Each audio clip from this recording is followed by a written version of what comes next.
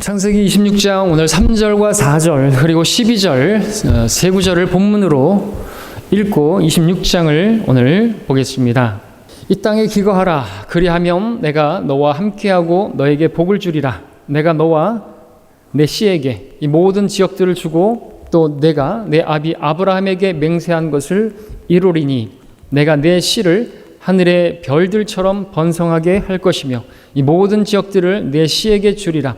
내 씨 안에서 땅의 모든 민족들이 복을 받으리라. 12절 그때 이삭이 그 땅에서 씨를 뿌려 같은 해에 100배나 수확을 얻었으니 주께서 그에게 복을 주심이라. 말씀 제목은 주께서 복을 주심이라 하는 제목이 되겠습니다. 주께서 복을 주심이라. 12절에서 말씀하고 있습니다. 주께서 그에게 복을 주심이라.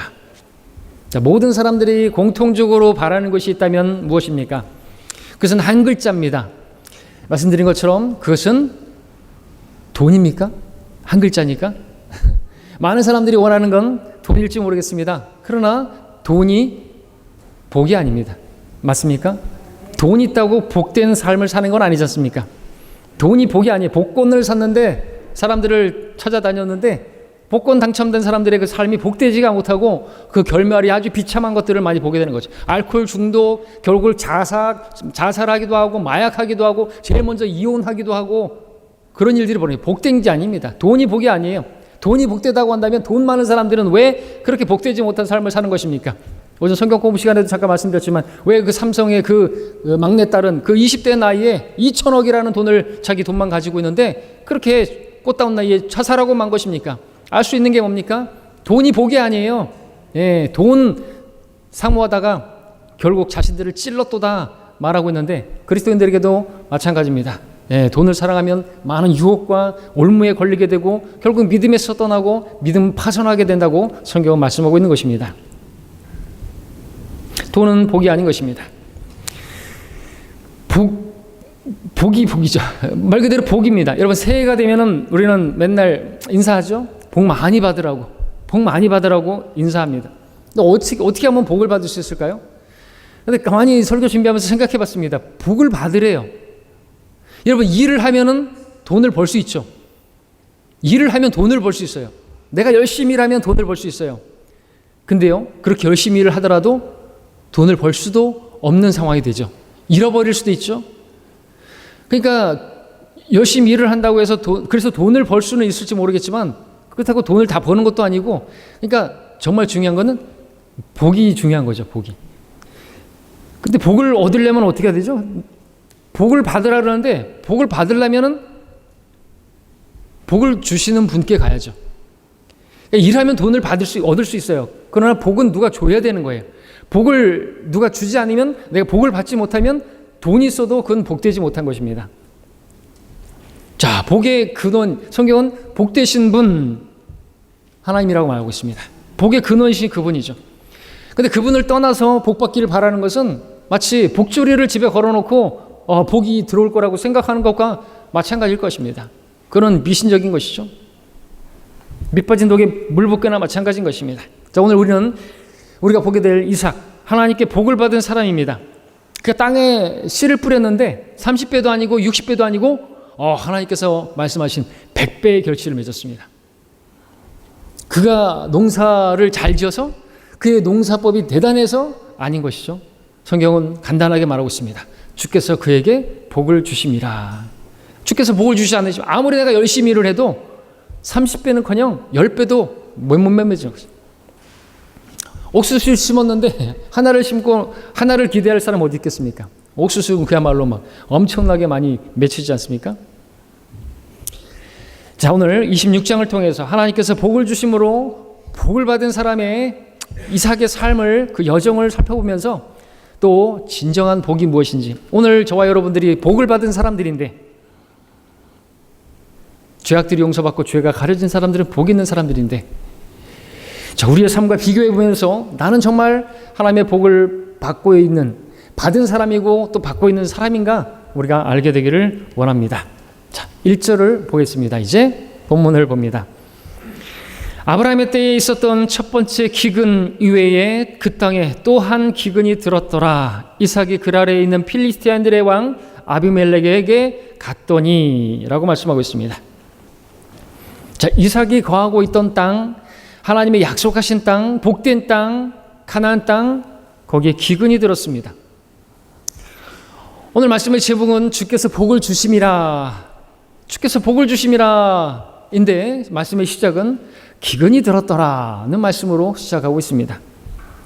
우리는 어쩌면 하나님의 복을 받은 사람의 삶에는 기근 따위는 있어서는 안 된다고 생각할지 모르겠습니다. 있어서는 안 된다고 생각할 수 있을 것입니다. 어떻게 하나님의 복을 받은 그 사람에게 기근이 있을 수가 있는 것이냐, 어떻게 그렇게 궁핍이 있을 수가 있는 것인가 생각해 볼 수가 있죠. 그런데 이 기근은 두 번째 기근이었고, 첫 번째 기근은 하나님의 복을 받은, 주께서 복을 주신 아브라함의 때에 기근이 있었고, 두 번째는 주께서 복을 주신 이삭에게도 기근은 임했다라는 것입니다. 그러므로 하나님께서 복을 주신 사람에게도 기근이 오는가? 답은 그렇다라는 것입니다. 그러므로 오늘 여러분의 삶에 기근이 있다고 한다면, 메마름이 있다면, 궁핍이 있다면, 결핍이 있다면, 여러분 그것은 하나님께 복을 받지 못해서가 아니라 여러분이 하나님께 복을 받았기 때문이다라고 오히려 역설적으로 말할 수가 있습니다. 예, 잘 이해가 안 됩니까? 그러면은 계속해서 보시기 바랍니다. 자, 바다를 항해하는 배가 파도를 만나는 건 전혀 이상한 일이 아닌 것이죠. 마찬가지로 이 땅에서 타국인이고 순례자로 사는 우리들의 삶에 고난이 있고 고통이 있고 괴로움이 있고 억울함이 있고 부당함이 있고 그런 일들을 당하는 건 그건 조금 더 이상한 일이 아니라 그것은 오히려 복된 일인 것입니다. 자연스러운 일입니다.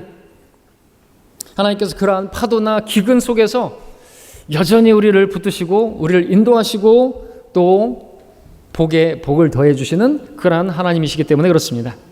자, 이러한 하나님을 우리가 잘 알아서 기근을 만났을 때, 고난을 만났을 때, 부당한 일을 당했을 때 여러분들 억울해하거나 고통스러워하거나 그러지 마시고 실족하지 마시고 오히려 내가 하나님께 복을 받은 사람이구나, 또 나를 복으로 인도하시는 분이시구나, 그것을 알 수 있게 되기를 원합니다.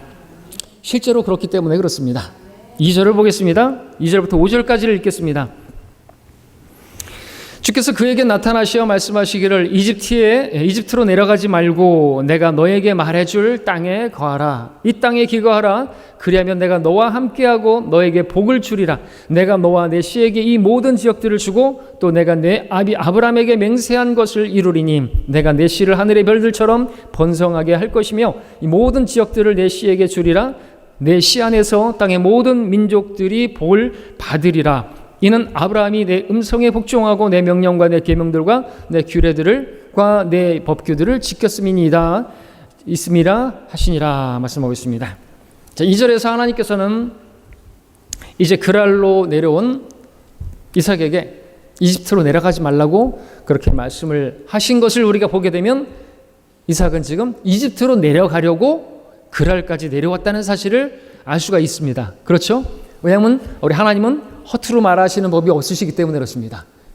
어디를 가려고 하는지 하나님 딱 보시면 아시는 거예요. 그랄에 왔지만, 그랄에 거하고 있지만 너 이집트로 내려가려고 하는 거지? 딱 걸렸습니다. 우리 창세기 10장 19절 한번 잠시 앞으로 가서 보겠습니다. 줄 넣어놓으시고 창세기 10장 19절.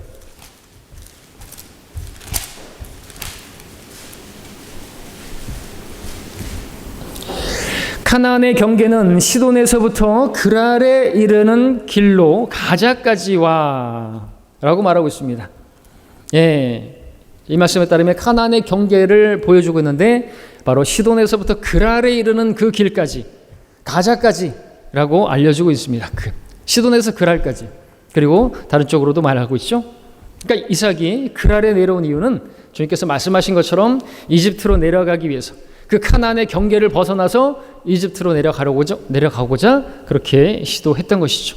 다시 26장으로 오셔서 주님께서 이삭이 이집트로 내려가는 것을 원치 않으셔서 이집트로 내려가지 말라고 가나안 땅에 그 그랄에 거하라고 말씀하고 있습니다. 거하라고 말씀하신 것이 아니라 정확히 말하면 기거하라고 말씀하고 계셨습니다.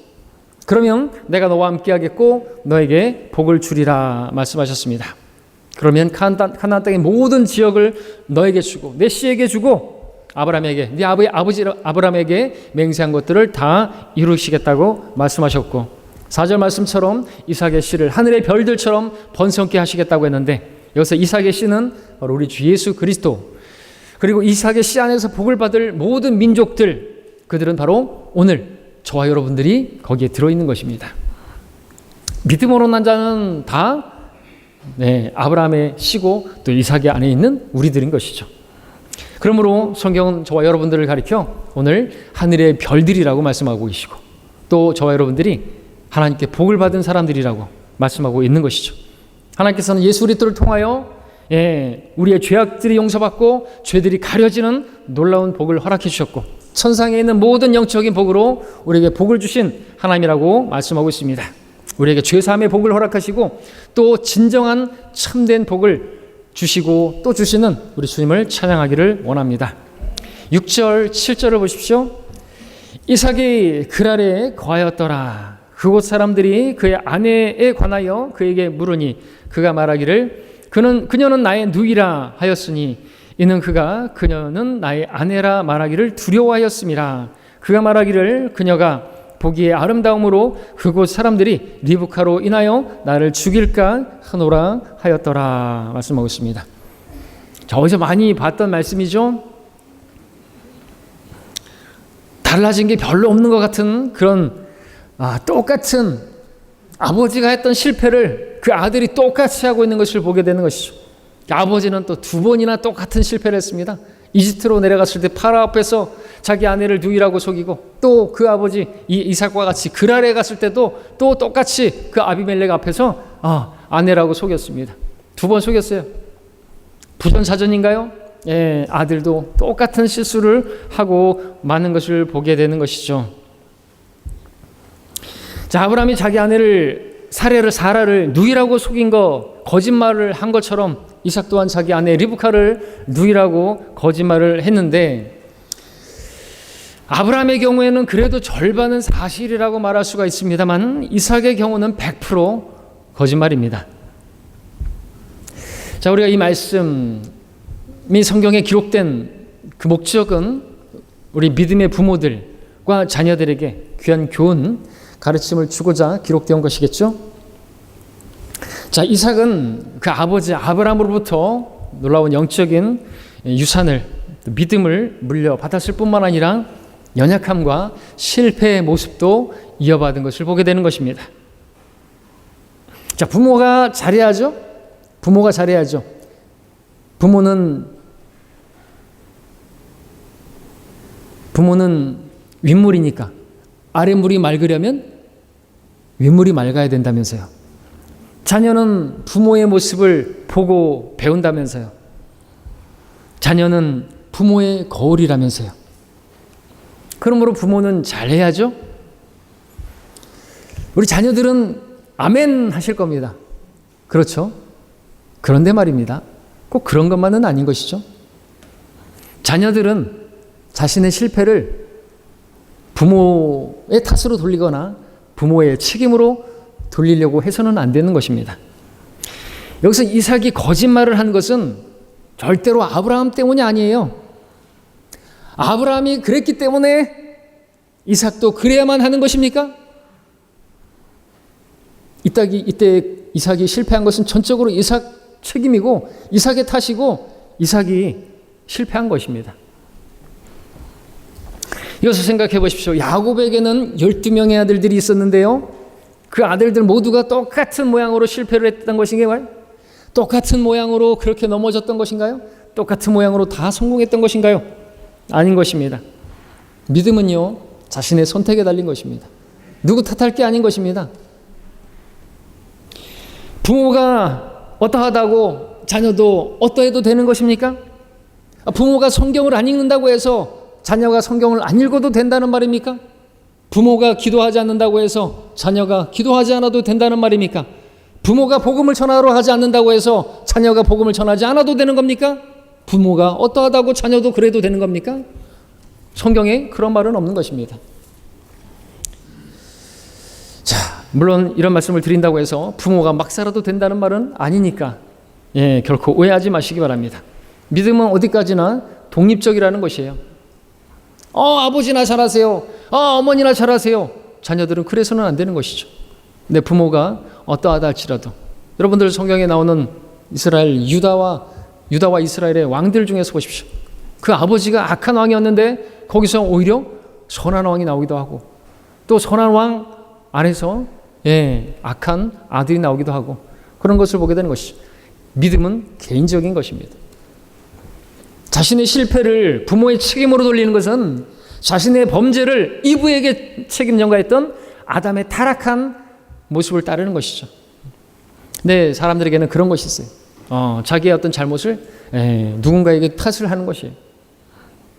그러지 않아야 하는 것입니다. 그러지 말아야 하는 것이죠. 왜냐하면 그것은 하나님 앞에서 정당화될 수 없는 것이기 때문에 그렇습니다. 우리 그분 앞에서 우리 스스로가 내가 내 믿음으로 행한 거기에 따라서 책망을 받든 선이든 악이든 그것에 관해서 내가 직접 설명을 해야 된다고 성경은 말씀하고 있는 것이죠. 그러므로 여러분들 누구 핑계대지 마시고, 누구 탓하지 마시고, 누구 책임이라고 그렇게 말하지 마시기 바랍니다. 저와 여러분 모두가 그러시기를 바랍니다. 우리 8절부터 11절까지 보겠습니다. 이삭이 거기서 오래 거하였는데 필리스타인들의 왕 아비멜렉이 창문에서 밖을 내다보다가 보라, 이삭이 그의 아내 리브카를 애무하고 있더라.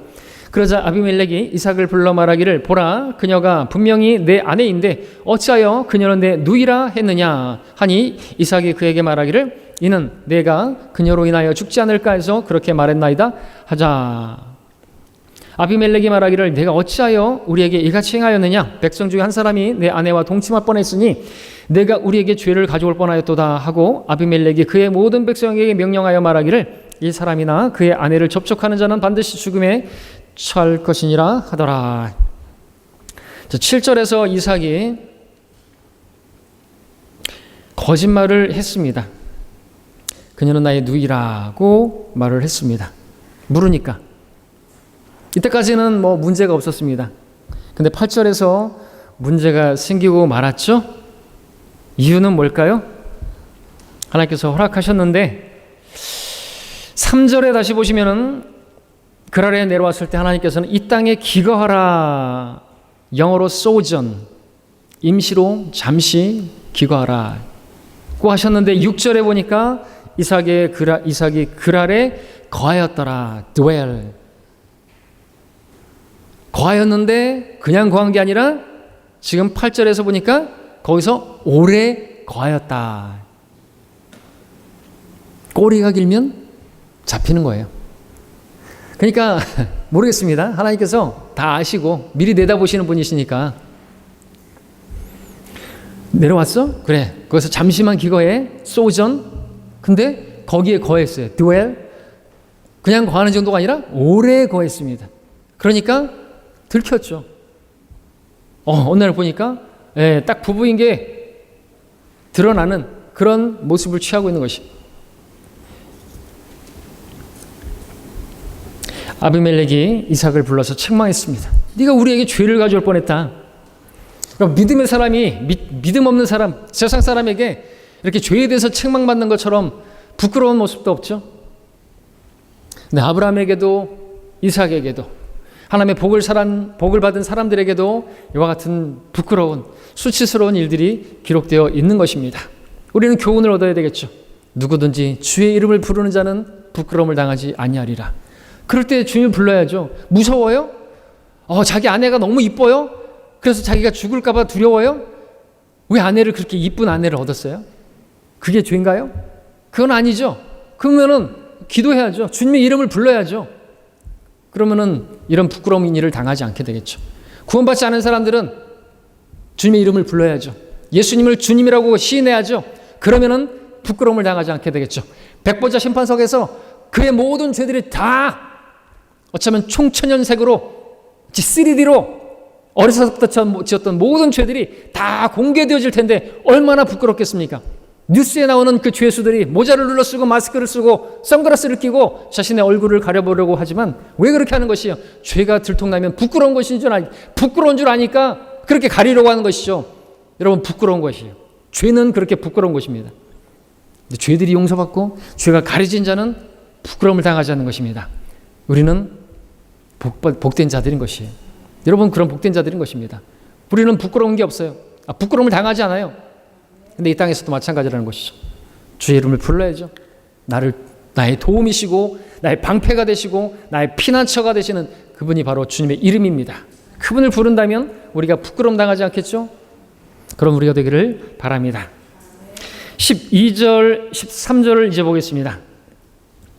그때 이삭이 그 땅에서 씨를 뿌려 같은 해에 100배나 수확을 얻었으니 주께서 그에게 복을 주심이라. 그 사람이 창대하고 번성하여 매우 부유하게 되었으니. 자, 본문을 읽었던 12절과 13절까지 읽었는데 12절을 보시면은 어떻게 시작하고 있습니까? 그때라는 말로 시작하고 있습니다. 이 그때라는 말은 어떤 때를 말하는 것입니까? 이삭이 거짓말한 것이 들통나서 몹시 부끄럽게 된 바로 그때를 말하는 것입니다.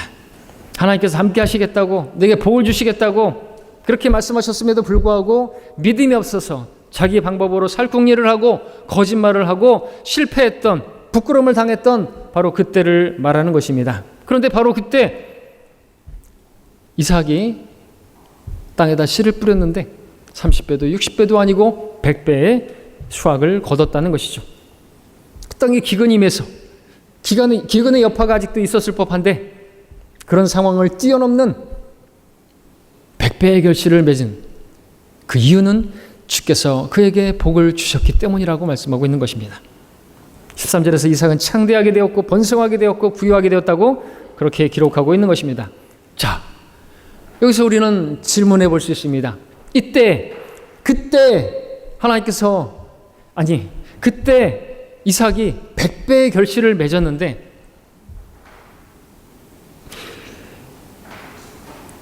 그가 이와 같은 열매를 맺고 이러한 복을 얻은 이유가 무엇입니까?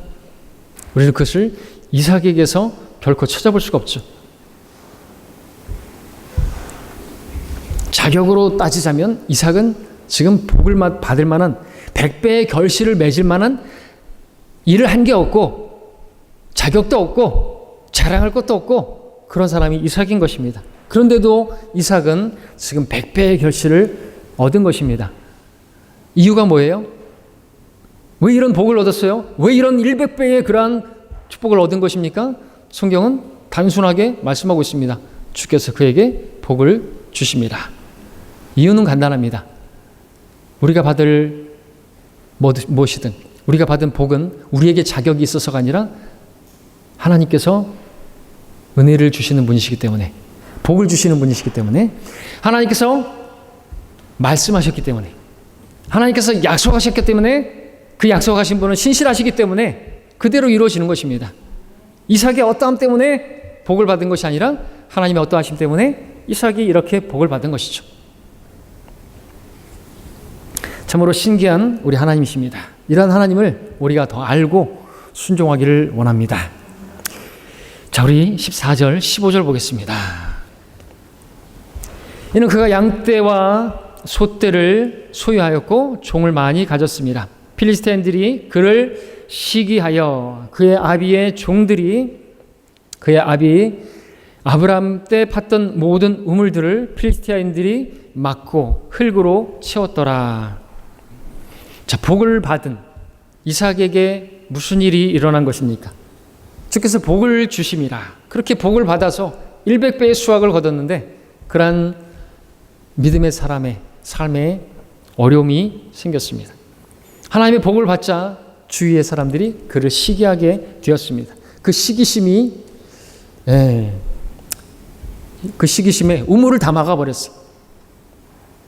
그 우물을 누가 판 것인가? 아브라함이 판 것이, 아버지가 판 것입니다. 그럼에도 그들이 와가지고 공연히 그것을 다 막아버리고 메어버린 것이죠. 그렇게 하는 일이 자기들에게 전혀 유익이 있는 것이 아닌데도 불구하고 그렇게 한 것이죠. 어처구니 없는 상황을 만나게 된 것이죠. 여러분, 이 같은 상황에 놓이면 어떻게 되겠습니까? 여러분, 우물은 당시에 오늘같이 우물은 우리 없어도 되잖아요. 돈 있으면 다 사잖아요. 돈 있어도 못 사는 거예요. 우물은 곧 생명입니다. 당시에는, 그죠? 그렇게 정말 뭐 아무것도 없는 그런 상황에서 우물이 없으면 그의 가족들, 그와 가축들, 양떼들 다 죽어야 돼요. 그러니까 우물은 생명인 것이죠.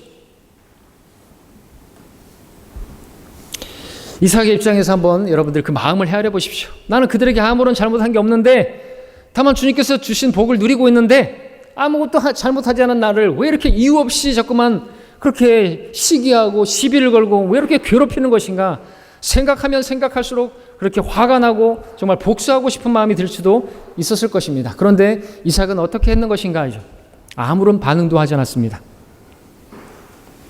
더 이해가 안 되는 부분이기도 하죠. 우리는 맞받아 쳐야 될 것 같은데, 복수해야 될 것 같은데, 자기에게 종들이 없지 않은데,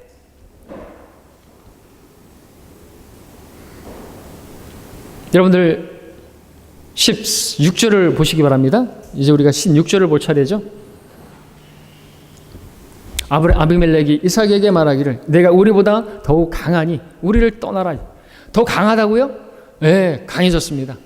그러면은 싸울만도 할 텐데, 싸우면 이길만 한데, 힘이 없는 것도 아니고 정당성이 없는 것도 아닌데 억울한 일을 당하고 왜 아무 말도 안 하고 결국 거길 떠나요? 이해가 안 되는 부분이죠. 자, 우리가 여기서 잠시 생각할 부분이 있는데, 흔히 하나님께 복을 받은 사람의 삶에는 그저 화평만 있어야 할 줄로 생각한다는 것입니다. 그러나 하나님의 복을 받은 이삭의 삶에는요, 시기를 당하는 일이 있었고, 따돌림을 당하는 일이, 내쫓김을 당하는 일이, 괴로움을 당하는 일이 있었다는 사실을 여러분들 보시기 바랍니다. 물론 이삭은 그런 일을 당할 만한 어떤 것을 한 적이 없어요. 그럼에도 이삭에게는 그런 억울한 일, 부당한 일, 어려운 갈등, 괴로움, 다툼 있었다라는 것입니다. 그런데 아십니까? 이런 일들도 하나님께서 주시는 복이다라는 것이죠. 하나님의 복을 위한 그런 고난이고 시련이다라는 것입니다.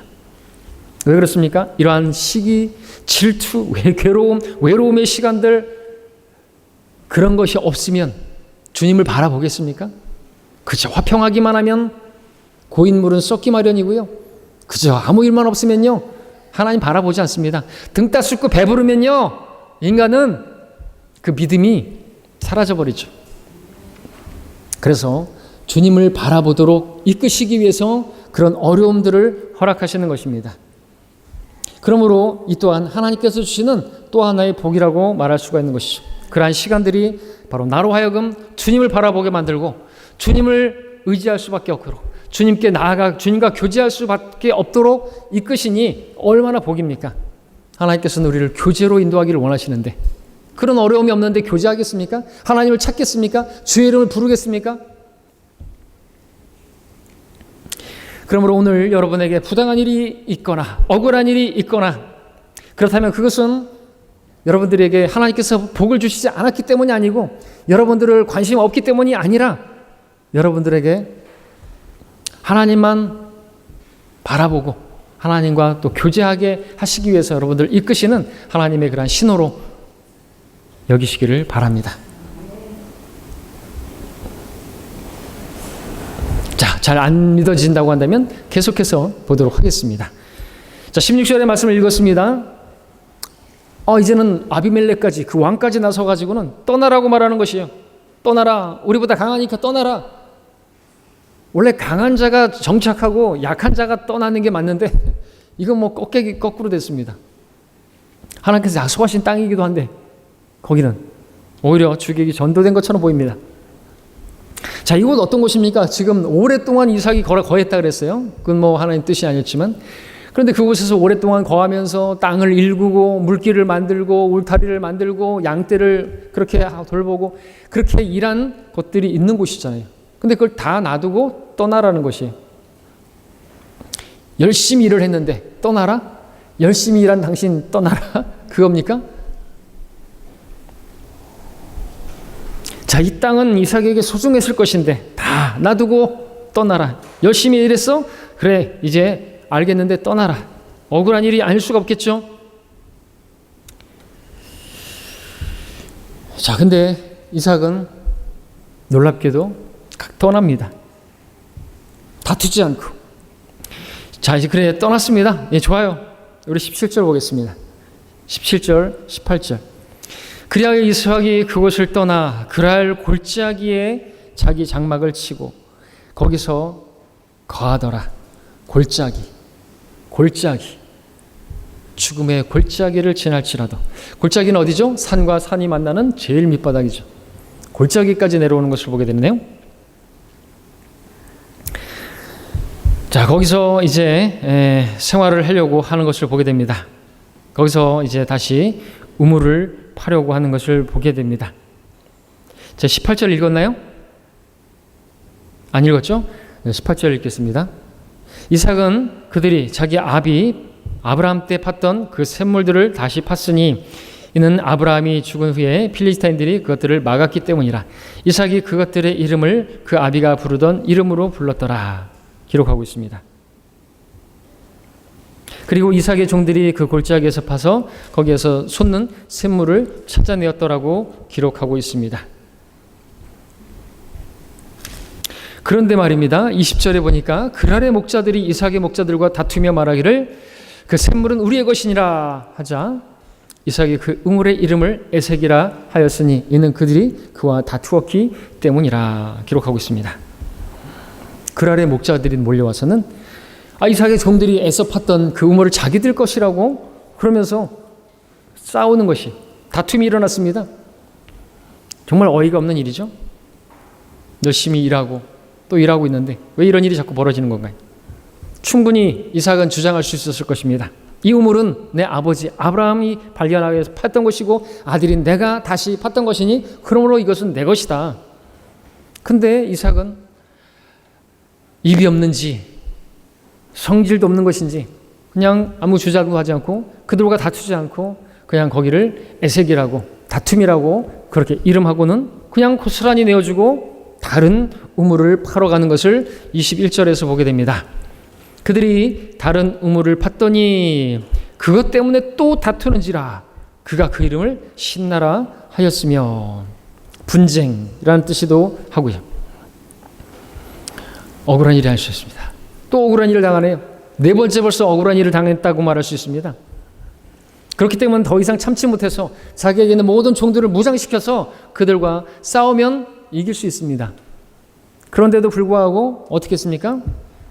이삭은 다투지 않고 분쟁을 피하고 고스란히 내어주고 22절로 가서 보시면 이삭의 그것으로부터 옮겨 또 다른 우물을 팠더니 그들이 다투지 아니한지라 그 이름을 르호봇이라고 하고 말하기를 이제 주께서 우리를 위하여 자리를 마련해 주셨으니 우리가 이 땅에서 다산하리라 하였더라 기록하고 있습니다.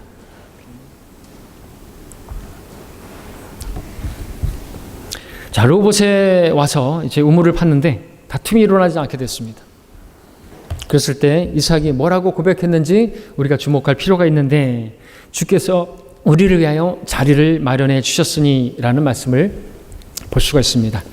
이것을 통해서 우리가 알 수 있는 것은 이삭이 주님의 인도하심을 찾고 있었다는 것을 보게 되는 것이죠. 그 어려움 가운데 그 지금까지 다툼과 분쟁 속에서 하나님의 인도하심을 구하고 있었던 것이죠.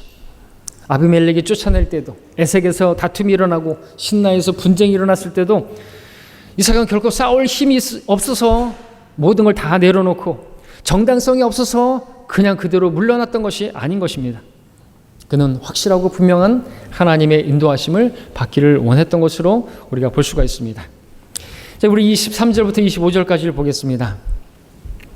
이삭이 거기로부터 브엘세바로 올라갔더니 주께서 그 밤에 그에게 나타나시어 말씀하시기를 나는 내 아비 아브라함의 하나님이라 두려워 말라. 내 종 아브라함을 위하여 내가 너와 함께 있으며 너에게 복을 주고 내 씨를 번성케 하리라 하시더라. 25절까지 이삭이 거기에다 제단을 쌓고 주의 이름을 부르고 거기에다 자기 장막을 쳤더니 이삭의 종들이 거기서 우물을 팠더라 기록하고 있습니다. 자, 이삭은 르호봇에서도 충분히 다툼 없이 있을 수 있었는데 이제 브엘세바로 올라갔습니다. 그것은 이삭의 아버지 아브라함이 그곳에서 영원하신 하나님의 이름을 부르면서 경배를 드렸던 곳입니다. 이삭은 그곳에서 새롭게 하나님을 만난 것이죠. 하나님께서 이삭에게 나타나셔서 그의 아비 아브라함을 위하여 너와 함께 하겠고 너에게 복을 주겠다고 다시 말씀을 주셨습니다. 모든 다툼과 분쟁과 고난과 역경, 그것들이 그를 인도하여서 마침내 다툼이 없고 갈등이 없고 부당한 일이 없는 이제 브엘세바, 그의 아버지 아브라함이 하나님을 만났던 그곳에서 하나님을 만나 하나님과 교제하게 되었던 것이죠. 그랄의 골짜기, 그 바닥까지 내려갔던 이삭이 이제 브엘세바로 올라와서 그랄의 골짜기에서 브엘세바로, 하나님께서는 거기서 이삭을 만나기를 원하셨던 것입니다. 거기서 하나님과 교제하기를 바라셨던 것이죠. 여러분들 골짜기 만나셨습니까? 하나님께서 원하시는 게 뭐죠? 브엘세바로 오기를 원하시는 것입니다. 교제로 원하시는 것입니다. 그러니까 골짜기를 만나기 전에 답답해, 그죠? 왜 그렇게 밑바닥을 쳐야 되냐 이거예요. 브엘세바로 오라고, 나를 경배하라고, 나를 섬기라고, 나는 섬김을 받을 만한, 너의 섬김을 받을 만한 충분한 그러한 나는 경배받을 자다 이거죠. 내가 복의 근원이다. 나를 떠나서 넌 골짜기를 경험할 것이고 다툼이 일어날 것이고 어려움을 계속 당할 것인데 왜 자꾸 그렇게 살려고 하느냐고 말하는 것이죠. 골짜기까지 내려가지 말고, 죽음의 골짜기를 만나지 말고 브엘세바로, 거기로 하나님께서 인도하기를 바라시는 것입니다. 그냥 성경의 이야기가 아니고, 그죠? 우리에게 오늘 말씀해 주시는 것이죠. 깨달아야죠. 그냥 성경에 있는 얘기구나. 하나님 돌아가셨어요, 그죠? 그러면은 하나님 살아계신 분이 아니에요.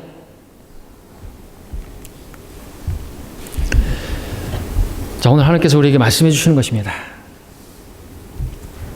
자, 그리고 이제 26절부터 29절까지 보겠습니다.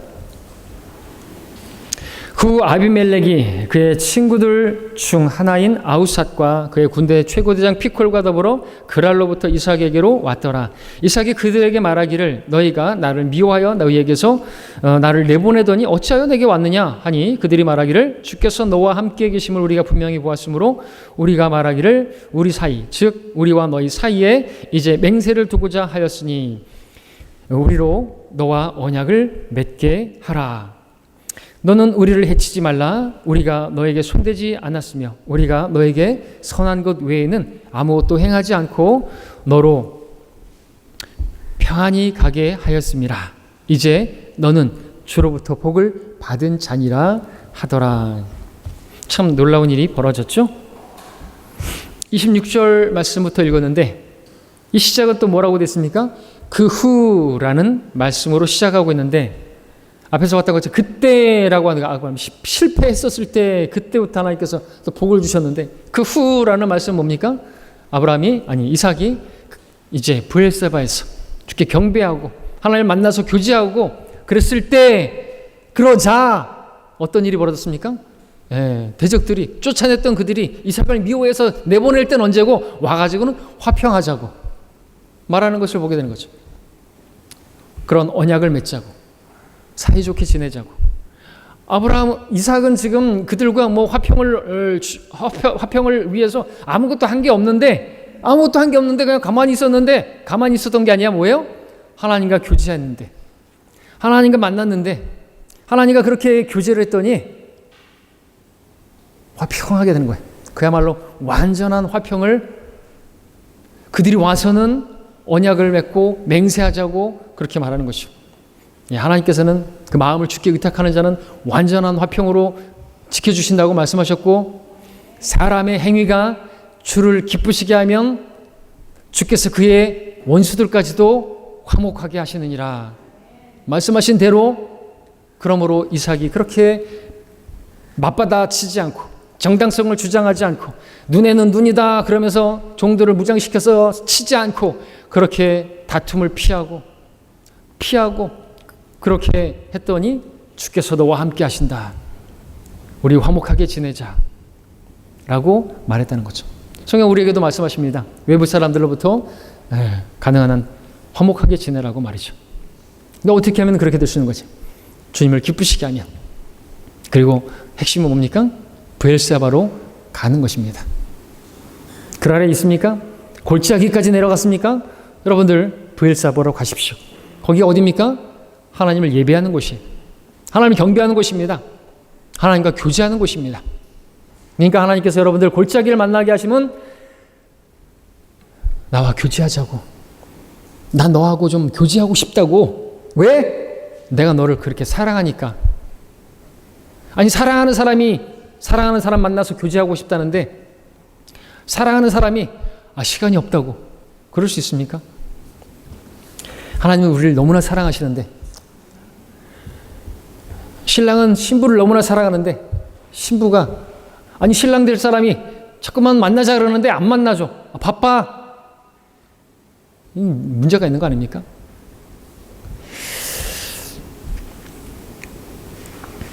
자, 이삭은 주님께서 인도하시는 길을 그냥 따라 걸었는데 마침 주님과 만나게 되었고 그러한 여정 속에서 정말 대적들이 시기하고 반대하고 빼앗고 쫓아냈던 그러한 그들이 와서는 이삭에게 화친을 요구하고 화목하자고 그렇게 찾아왔습니다. 자, 우리가 우리 자신의 정당성을 내려놓고 육신으로 반응하는 것을 내려놓고 주님을 의지하게 되면 주님과 교제하게 되면요 놀라운 일이 벌어지는 것입니다. 내가 하지 않아도 오히려 하나님께서 선으로 갚아주시는 것이죠. 악을 악으로 갚지 않고 선으로 갚으면요 나 찾아오는 것입니다. 와, 너는 참으로 하나님의 사람이구나. 주께서 너에게 복을 주신 사람이구나. 네, 우리 화목하게 지내자고 그렇게 말씀을 하고 계시는 것이 원수들까지도 화목하게 하신다는 말씀을 보게 되는 것이죠. 자, 우리 30절부터 33절까지 이제 보겠습니다. 이삭이 그들을 위하여 잔치를 베푸니 그들이 먹고 마시더라. 그들이 아침에 일찍 일어나서 서로 맹세한 후 이삭이 그들을 보내니 그들이 평안히 떠났더라. 같은 날 이삭의 종들이 와서 자기들이 팠던 우물에 관하여 그에게 말하였으니 우리가 물을 찾았나이다 라고 그에게 말하더라. 그가 그것을 세바라 부르니라. 그러므로 그 성읍의 이름이 오늘까지도 브엘세바더라 기록하고 있습니다. 자, 하나님께서는 이삭들의 대적들에게 화평을 허락해 주셨습니다. 또한 32절 말씀처럼 바로 그날에 새로운 우물을 찾게 하셨는데 그것은 그의 아버지 아브라함의 그 맹세의 우물, 바로 그 브엘세바였던 것이죠. 31절에서 평안히 떠났더라는 말씀을 봤는데 화평이 이루어진 것이죠. 맹세를 하고 화평이 이루어진 그날 물을 찾게 된 것이죠. 처음에 이삭이 브엘세바에 올랐을 때 물이 없었습니다. 근데 브엘세바로 올라왔을 때 이삭은 자신과 함께 하시는 그 하나님을 만나게 되었고 하나님 임재 가운데 하나님의 말씀을 들을 수 있었고 그리고 바로 원수들이 와서는 화평을 맺었고 화평의 언약을 맺었고 그리고 물도 찾게 된 것이죠. 그야말로 삼박자 축복이 아닐 수가 없습니다. 완전한 화평이요 또 완전한 은혜요 완전한 복이 아닐 수가 없는 것이죠. 자, 말씀을 정리하겠습니다. 오늘 우리는 하나님의 복을 받은 이삭을 보았습니다. 하나님의 복을 받은 사람의 여정을 보았습니다. 이삭의 여정을 봤습니다. 그 여정은 기근으로부터 시작해서 그랄로 내려가고 골짜기까지 내려갔지만 결국 아브라함이 하나님과 교제했던 브엘세바로 그렇게 인도를 받았습니다. 하나님의 복을 받은 이삭의 삶에도 기근이 있었고 시기와 내쫓김도 있었고 다툼과 분쟁도 있었고 괴로움과 억울함도 있었고 정처를 모르고 계속해서 떠나가야 하는 어떤 방황함, 막막함도 있었다고 볼 수 있습니다. 그 모든 상황이 일어난 것은 하나님께서 그를 외면하시고 또 그에게 관심 없고 그를 내버려 두셨기 때문이 아니라 하나님께서 그를 복 주셨기 때문이고 또 복을 주시기 원하셨기 때문에 그렇습니다. 하나님께서 가장 그에게 주시고자 했던 그 가장 큰 복은 무엇입니까? 그가 하나님을 바라보고 하나님을 신뢰하고 하나님과 교제하는 그 자리에 있는 것이 복인 것입니다. 브엘세바에 있는 것, 하나님과 교제하면 기쁨이 있잖아요. 복이신 그분과 함께하면 그 자체가 복이에요. 하나님과 함께 브엘세바에 거하고 있으면 그냥 가만히 있어도 복이 와요. 와서는 그냥 화평을 하자고 그래요. 그냥 물이 나오네요. 아무것도 한 게 없는데. 그냥.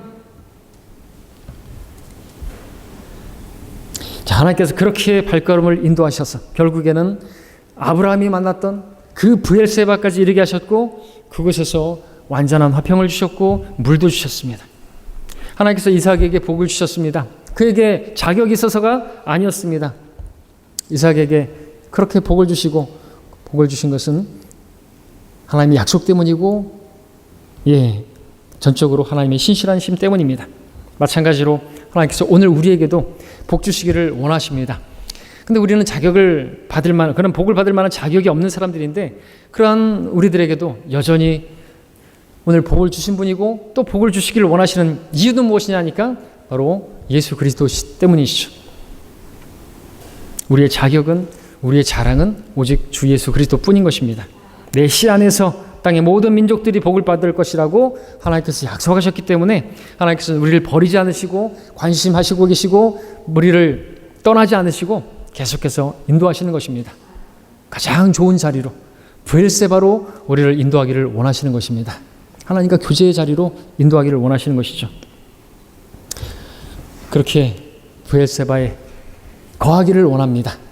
하나님과 교제하기를 원합니다. 그러면요 복은 그냥 하나님께서 약속하신 대로 주어질 것입니다. 자, 이러한 하나님을 우리가 더 알아서 온전히 알아서 하나님과 동행하게 되기를 원합니다. 날마다 삶 가운데 하나님께서 주시는 복을 실제로 경험하게 되기를 바랍니다. 머리 숙이시겠습니다.